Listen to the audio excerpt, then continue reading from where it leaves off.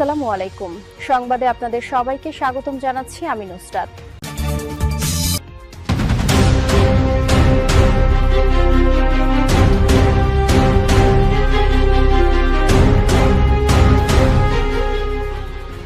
যুক্তরাষ্ট্রের নিউ ইয়র্কের প্রবাসী আওয়ামী লীগের হামলায় চরম বিপাকে ডক্টর মোহাম্মদ ইউনূস।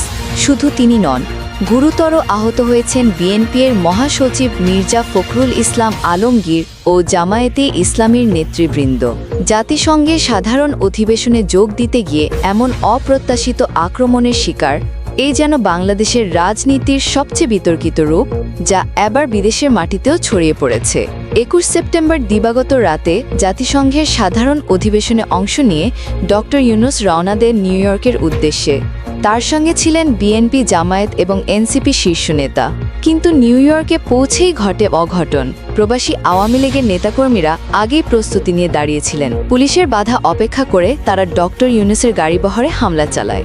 জয় বাংলা স্লোগানে মুখরিত হয়ে তারা গাড়িতে ভাঙচুর চালায় এবং ভিতরে থাকা নেতাদের উপর চড়াও হয়। প্রত্যক্ষদর্শীরা জানিয়েছেন, পুলিশের তৎপরতা না থাকলে হয়তো প্রাণে বাঁচা কঠিন হয়ে যেত তাদের জন্য। বিশ্লেষকরা বলছেন, আওয়ামী লীগের এই আচরণ মূলত প্রতিহিংসার রাজনীতির বহিঃপ্রকাশ।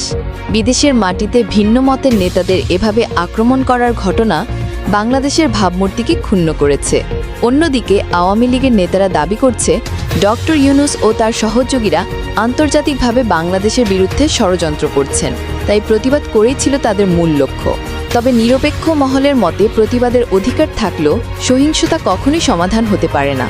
প্রশ্ন এখন একটাই, বিদেশের মাটিতে রাজনৈতিক প্রতিহিংসার এমন রূপ কি বাংলাদেশের গণতন্ত্রের জন্য আরও অন্ধকার সংকেত?